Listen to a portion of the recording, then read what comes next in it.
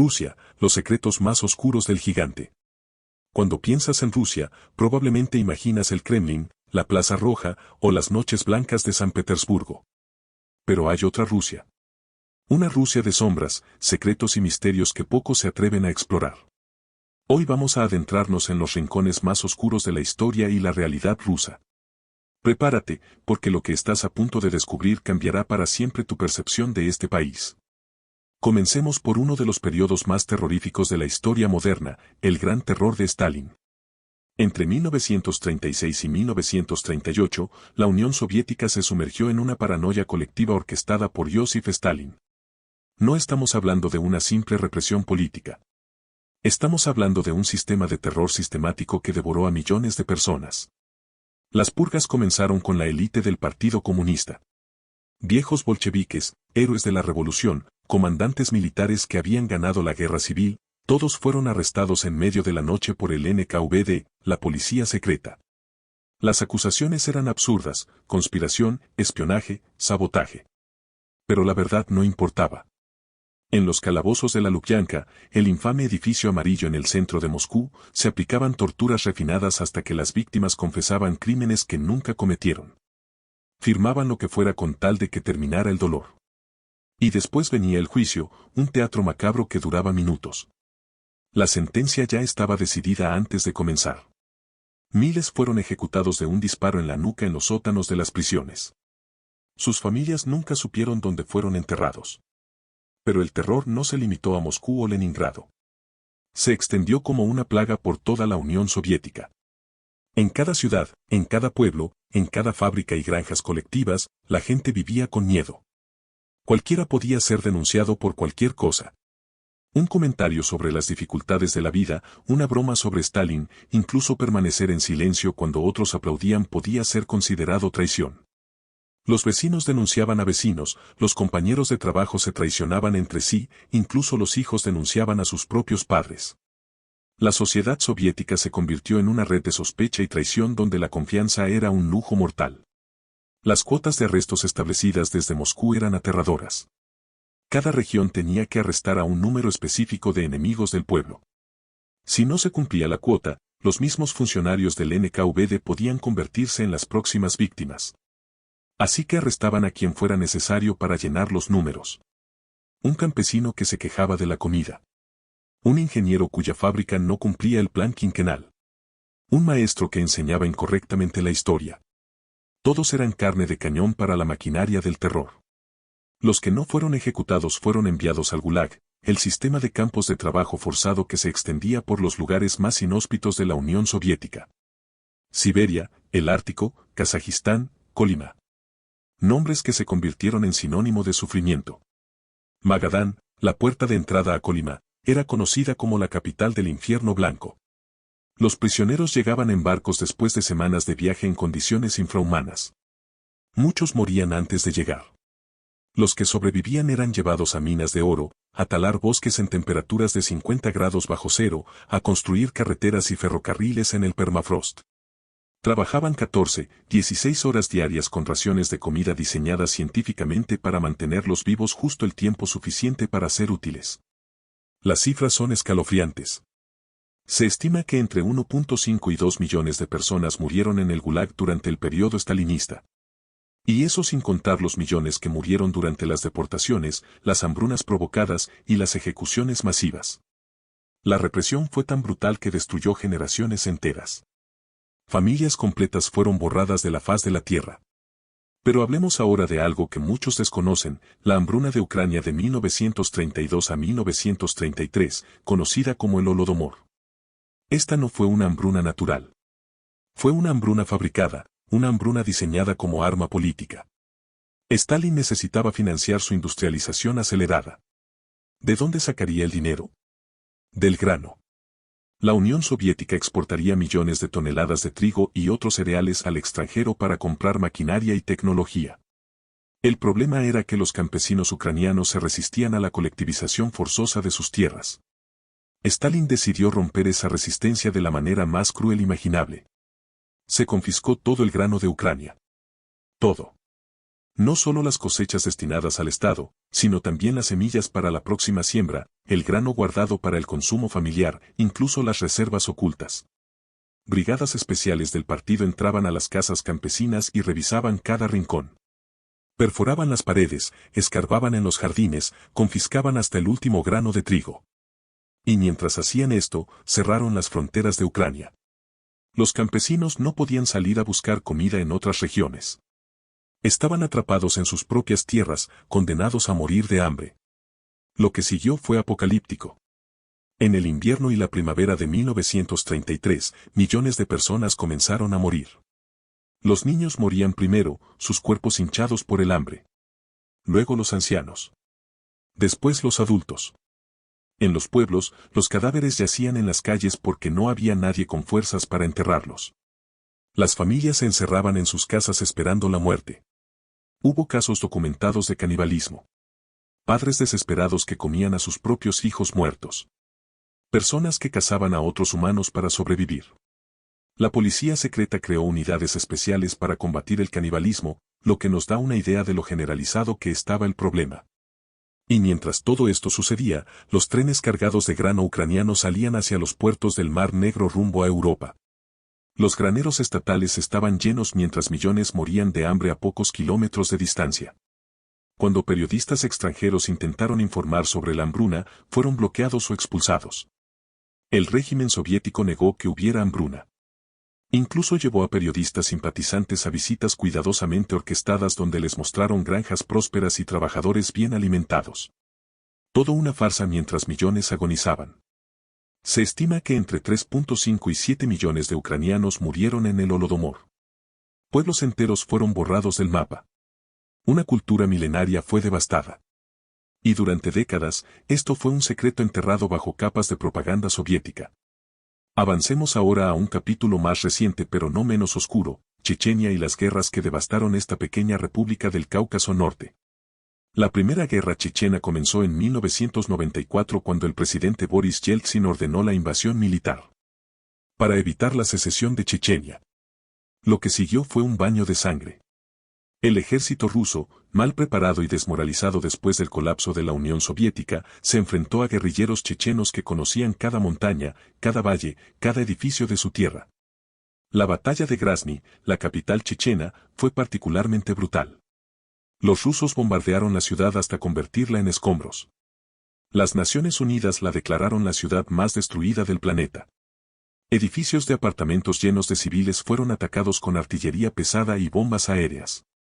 No había distinción entre combatientes y civiles. Miles murieron bajo los escombros. Los métodos utilizados por ambos bandos fueron atroces.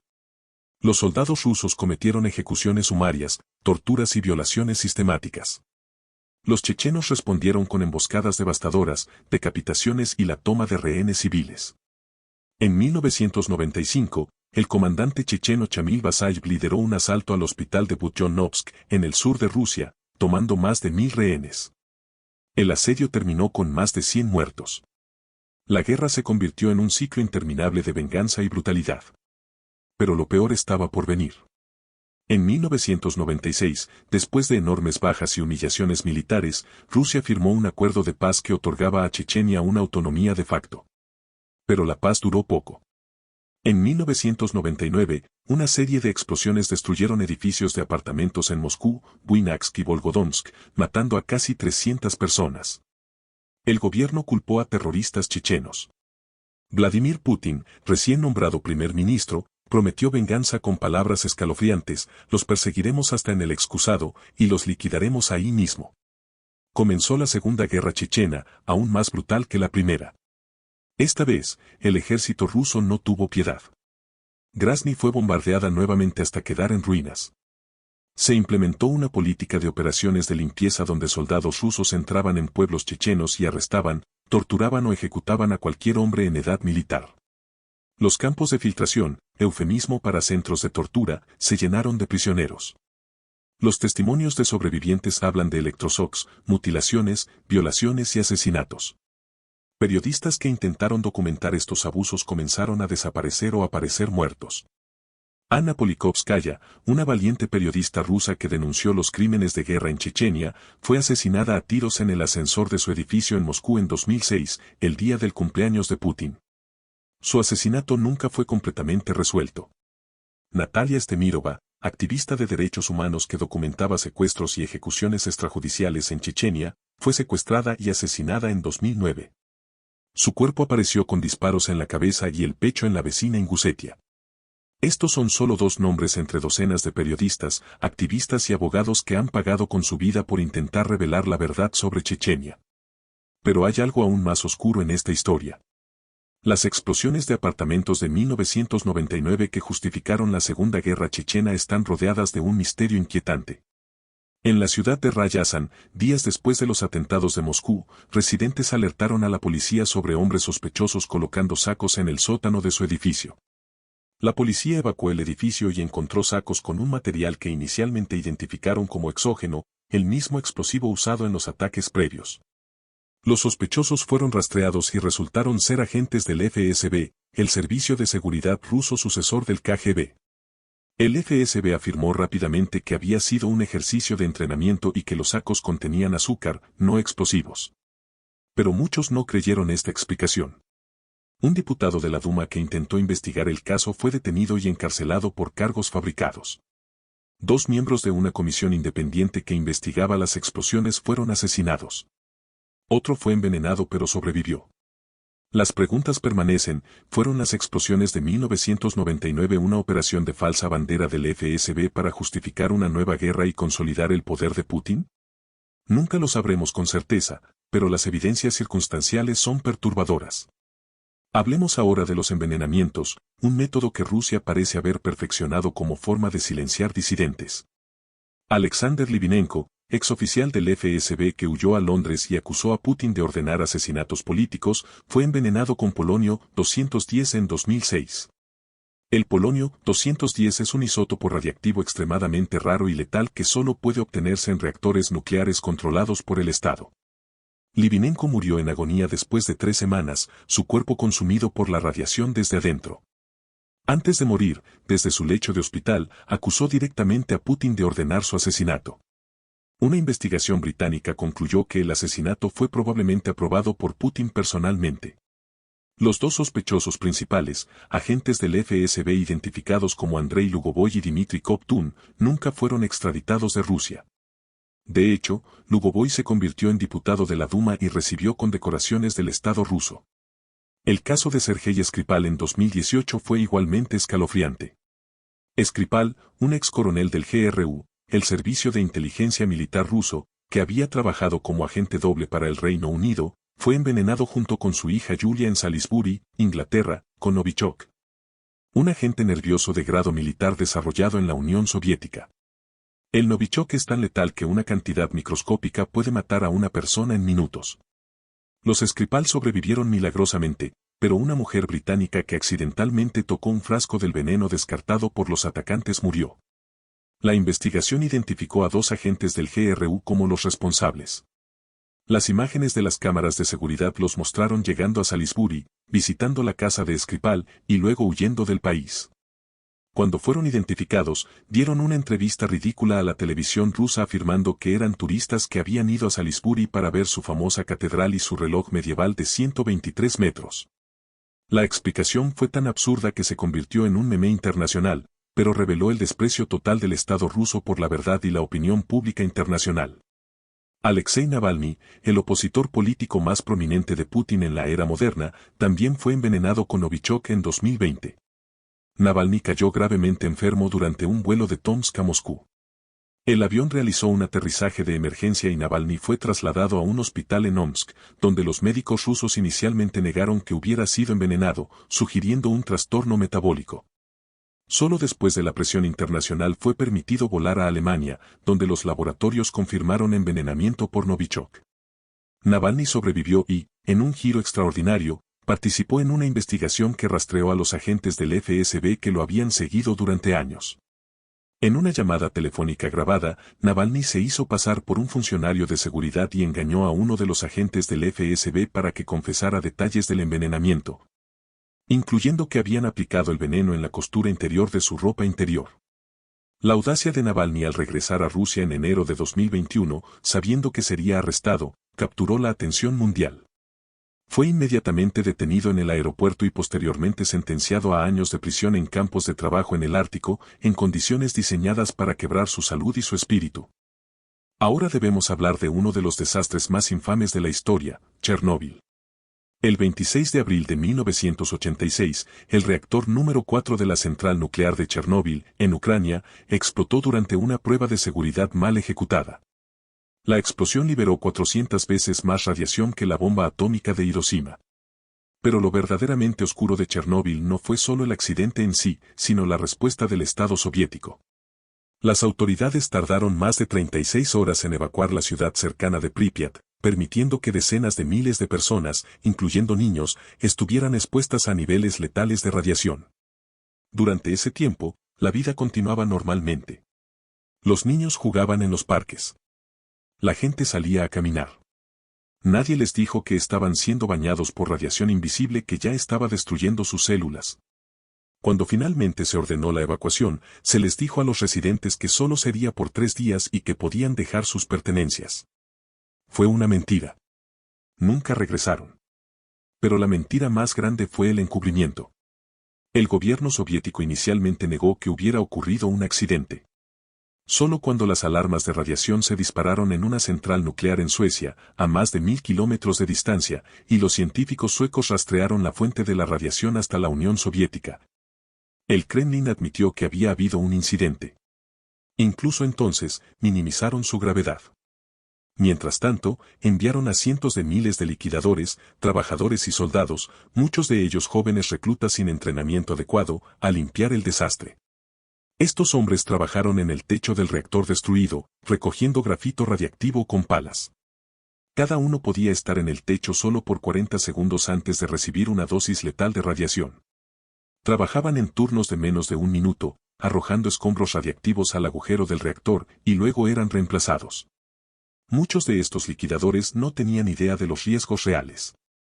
Se les dijo que estaban ayudando a la patria. Décadas después, miles de ellos habían muerto de cáncer y otras enfermedades relacionadas con la radiación. Miles más viven con enfermedades crónicas, sus vidas arruinadas por la exposición.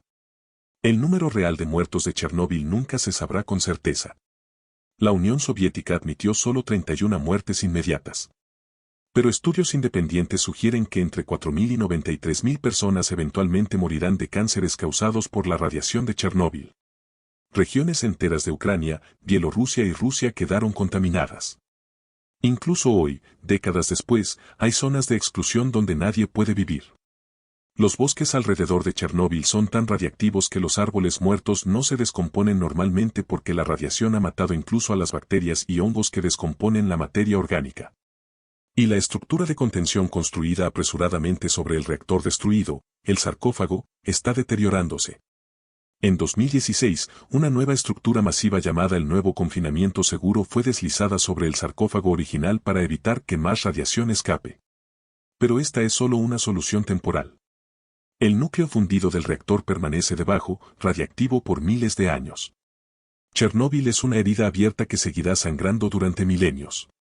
Pero si Chernóbil fue un desastre accidental agravado por incompetencia y encubrimiento, hablemos ahora de algo deliberado y calculado, el uso de armas químicas contra civiles.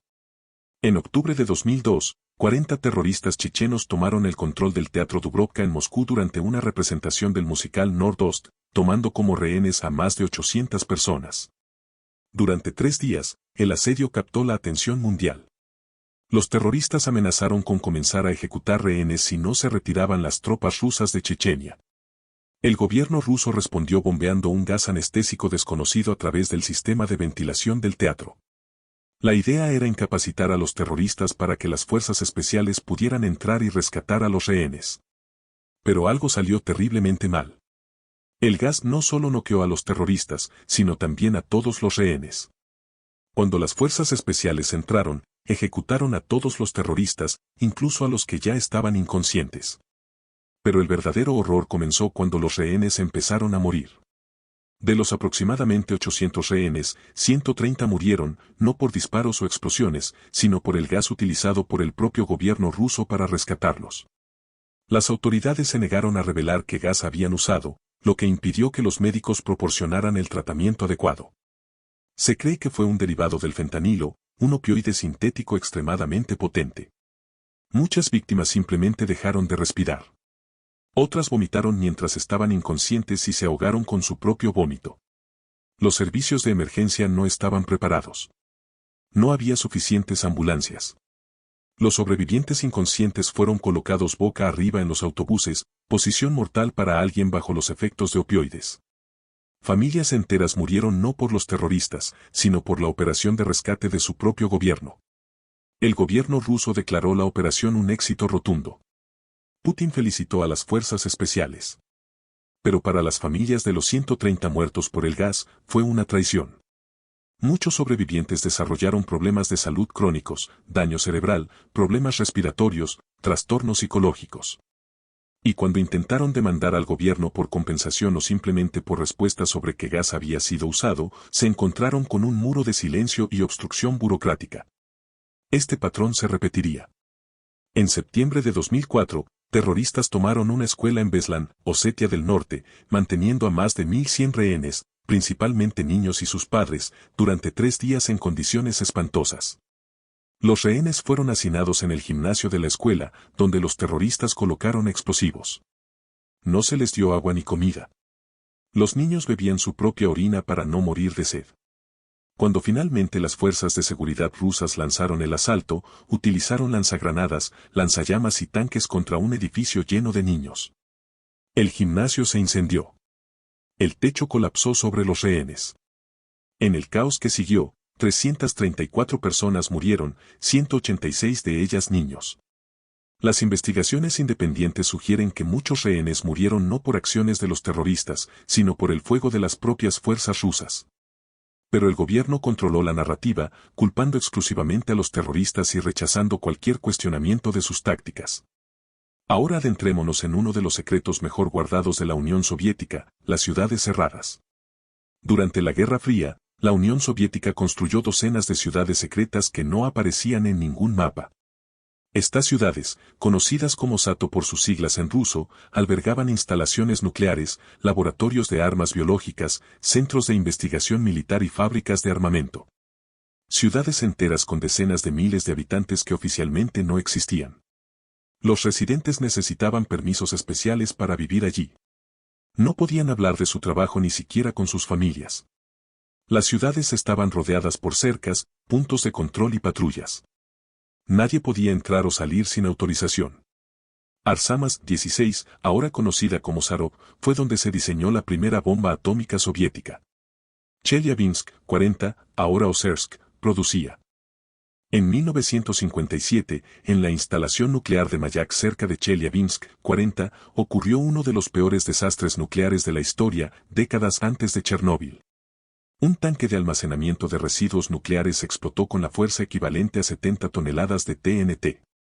La explosión liberó una nube radiactiva que cubrió 20.000 kilómetros cuadrados, afectando a más de 270.000 personas. Pueblos enteros fueron evacuados en secreto.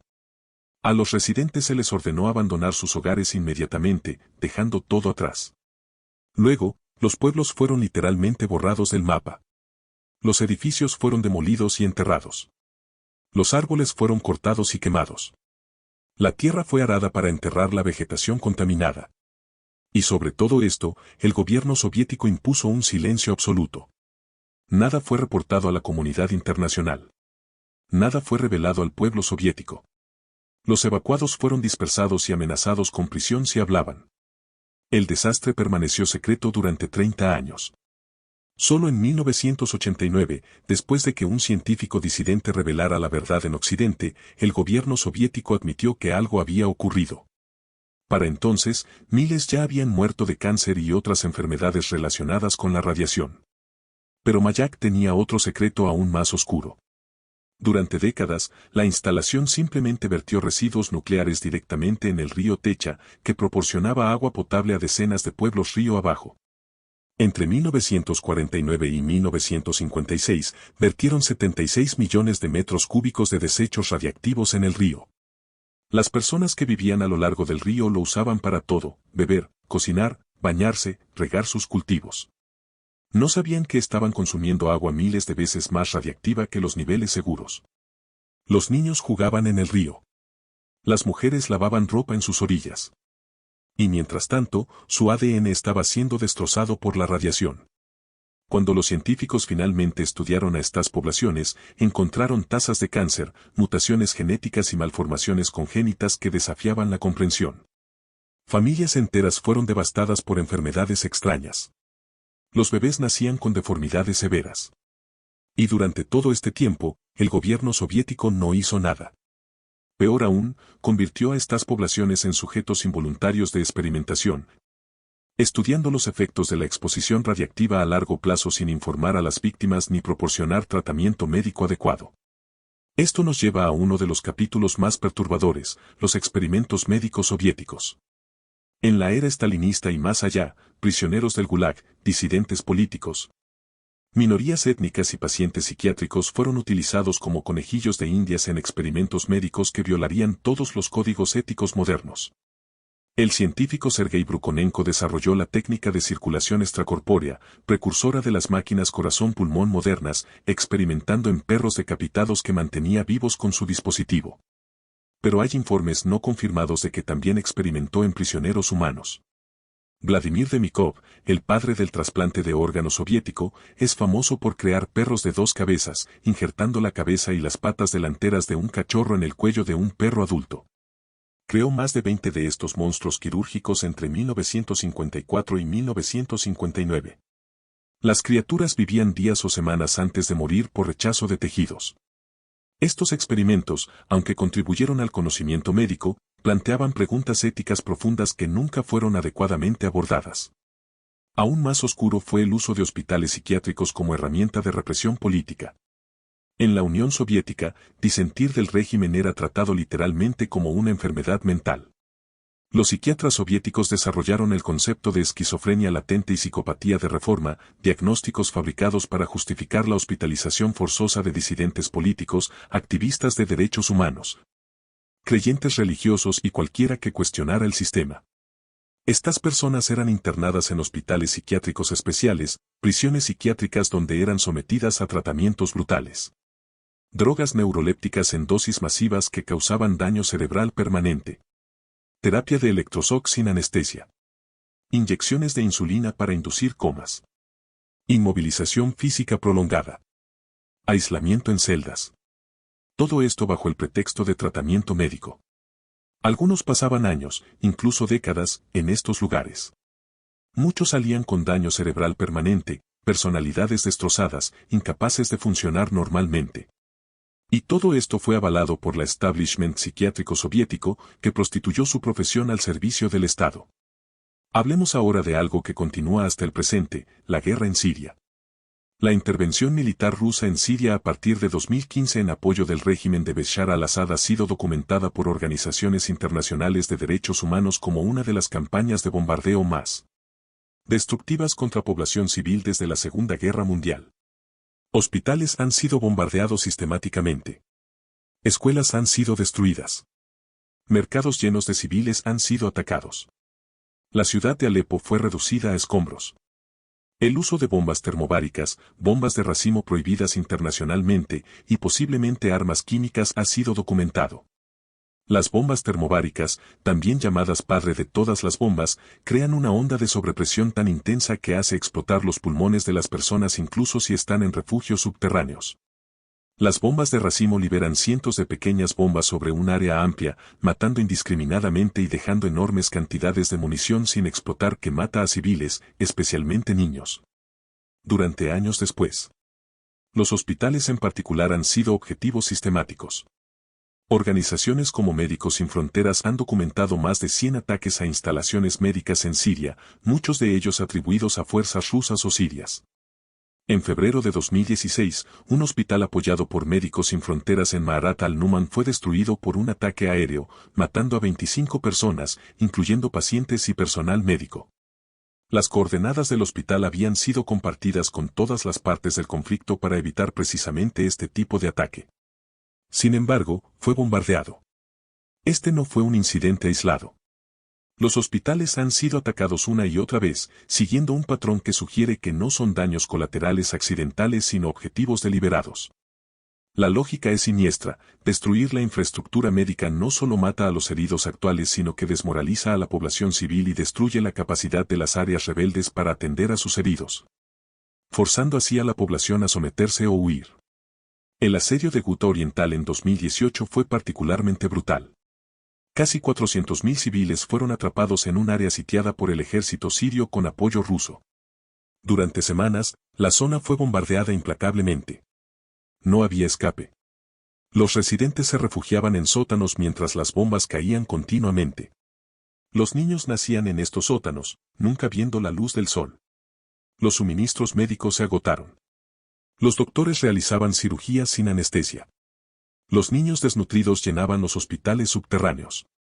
Y cuando finalmente cayó la zona, las imágenes que emergieron mostraron un paisaje lunar de destrucción total. Edificios enteros colapsados. Calles desaparecidas bajo toneladas de escombros. Y bajo todo eso, cuerpos que nunca serían recuperados. Muertos civiles en Siria durante la intervención rusa es imposible de determinar con precisión, pero organizaciones de derechos humanos lo estiman en decenas de miles. Y mientras todo esto sucedía, el Estado ruso negaba sistemáticamente cualquier responsabilidad. Cada hospital bombardeado era descartado como propaganda. Cada masacre era atribuida a los rebeldes o a montajes. Las imágenes de niños muertos eran denunciadas como falsificaciones. Los testigos eran llamados actores de crisis. El gobierno ruso perfeccionó la técnica de lo que los analistas llaman hipérbole de falsedad o el diluvio de falsedades. Inundar el espacio informativo con tantas narrativas contradictorias que la verdad se vuelve imposible de discernir para el observador casual. Si un hospital es bombardeado, no niegan el bombardeo, sino que ofrecen 10 explicaciones diferentes simultáneamente: no fue un hospital, era un depósito de armas, los terroristas lo bombardearon ellos mismos. Nunca existió un hospital allí, las imágenes son de otro lugar, es una producción de Hollywood, los cascos blancos son terroristas, y así sucesivamente. El objetivo no es hacer que la gente crea una mentira específica, sino crear tal confusión que la gente deje de creer que la verdad objetiva existe. Este patrón se ha repetido en Ucrania desde 2014. La anexión de Crimea fue inicialmente negada por Putin, quien insistió en que los hombrecitos verdes sin insignias que tomaron el control de la península eran grupos de autodefensa local y no soldados rusos. Semanas después, Putin admitió casualmente que, por supuesto, habían sido soldados rusos todo el tiempo. En el este de Ucrania, Rusia ha negado constantemente su participación militar directa a pesar de las montañas de evidencia, soldados rusos capturados o muertos. Equipo militar ruso avanzado que solo el ejército ruso posee, declaraciones filtradas de comandantes. E incluso publicaciones en redes sociales de soldados rusos desde el campo de batalla antes de que se dieran cuenta de que tenían que borrar sus cuentas. El derribo del vuelo MH17 en julio de 2014, que mató a 298 personas, fue inicialmente negado por Rusia. Luego culparon a Ucrania. Luego sugirieron múltiples teorías conspirativas, que había sido un intento de asesinar a Putin cuyo avión supuestamente estaba en la zona. Que los cuerpos ya estaban muertos antes del vuelo como parte de una macabra operación de falsa bandera, que un jet ucraniano había derribado el avión. Solo después de que investigadores internacionales demostraron de manera concluyente que el avión fue derribado por un sistema de misiles Buk proporcionado por Rusia y operado por fuerzas respaldadas por Rusia. Las narrativas rusas cambiaron nuevamente, esta vez enfocándose en atacar la legitimidad de la investigación misma. La invasión a gran escala de Ucrania en febrero de 2022 ha revelado una vez más la cara más oscura de Rusia. Las imágenes de Bucha, donde cientos de civiles fueron ejecutados, algunos con las manos atadas a la espalda, algunos torturados antes de morir. Algunos simplemente asesinados mientras iban en bicicleta o caminaban por la calle, conmocionaron al mundo. Rusia negó todo, afirmando que los cuerpos habían sido colocados después de que sus tropas se retiraran. Pero las imágenes satelitales demostraron que los cuerpos habían estado en las calles durante semanas mientras las fuerzas rusas ocupaban la ciudad. Mariupol fue asediada y bombardeada hasta quedar en ruinas. El teatro de Mariupol, donde se refugiaban más de 1000 civiles, principalmente mujeres y niños, con la palabra niños escrita en letras gigantes en ambos lados del edificio visible desde el aire, fue bombardeado, matando a cientos. El hospital de maternidad de Mariupol fue bombardeado, con imágenes icónicas de mujeres embarazadas heridas siendo sacadas en camillas. Rusia afirmó que no había pacientes allí, que era una base militar, que las mujeres heridas eran actrices. Una de esas mujeres, que fue fotografiada sangrando mientras era evacuada, ella y su bebé murieron poco después. Pero los medios rusos continuaron insistiendo en que era una actriz. Los informes de torturas sistemáticas en territorios ocupados por Rusia han emergido consistentemente. Cámaras de tortura donde civiles ucranianos son sometidos a electroshocks, palizas, simulacros de ejecución, violaciones. Centros de filtración donde la población es procesada, interrogada, y aquellos considerados desleales son separados y desaparecen. Miles de niños ucranianos han sido deportados a Rusia, una política que la Corte Penal Internacional ha calificado como crimen de guerra, emitiendo órdenes de arresto contra Putin y la Comisionada Rusa de Derechos del Niño. Estos niños están siendo adoptados por familias rusas, se les está cambiando la identidad, se les está diciendo que son rusos, se les está adoctrinando para olvidar su cultura y su lengua ucraniana. Es un genocidio cultural en tiempo real. Y mientras todo esto sucede, dentro de Rusia, la represión se ha intensificado a niveles no vistos desde la era soviética. Miles han sido arrestados simplemente por llamar a la guerra una guerra en lugar de usar el eufemismo oficial de operación militar especial. Las leyes han sido cambiadas para castigar con hasta 15 años de prisión la difusión de información falsa sobre el ejército, un término tan vago que puede significar cualquier cosa que contradiga la narrativa oficial. Periodistas independientes han sido forzados al exilio o al silencio. Los medios independientes que quedaban han sido cerrados o bloqueados. Las organizaciones de derechos humanos han sido disueltas. Memorial, la organización que durante décadas documentó los crímenes del estalinismo y defendía los derechos humanos, fue disuelta por orden judicial en 2021, justo antes de la invasión.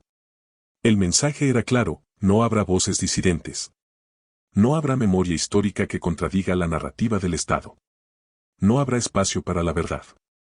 La emigración masiva de rusos, especialmente jóvenes educados, que han huido del país desde el inicio de la guerra, ha sido llamada la mayor fuga de cerebros en la historia rusa moderna. Cientos de miles, posiblemente más de 1 millón de personas, han abandonado Rusia, muchos de ellos opositores a la guerra. Otros simplemente personas que vieron un futuro sin esperanza bajo un régimen cada vez más autoritario y aislado. Pero incluso en el exilio, no están seguros. Oposicionistas rusos han sido envenenados, asesinados o han desaparecido misteriosamente en países como Alemania, Reino Unido y los Emiratos Árabes Unidos. El brazo del Estado ruso es largo y su memoria, implacable. Lo más oscuro de todo esto no es solo la brutalidad de los actos individuales, sino el sistema que los produce y perpetúa. Es un sistema donde el poder es absoluto y no rinde cuentas. Donde la vida humana es descartable en pos de objetivos políticos. Donde la verdad es lo que el Estado dice que es. Donde el pasado puede ser reescrito, el presente puede ser negado, y el futuro es una proyección de poder sin límites éticos. Es un sistema que ha producido sufrimiento en una escala difícil de comprender para generaciones, y que continúa produciéndolo hoy. Y quizás lo más perturbador es que este sistema no es una aberración histórica que quedó en el pasado. Está vivo. Está evolucionando. Y está exportando su modelo a otros lugares del mundo. Rusia no es solo un país con secretos oscuros en su pasado. Es un país cuyos secretos más oscuros siguen escribiéndose en este mismo momento.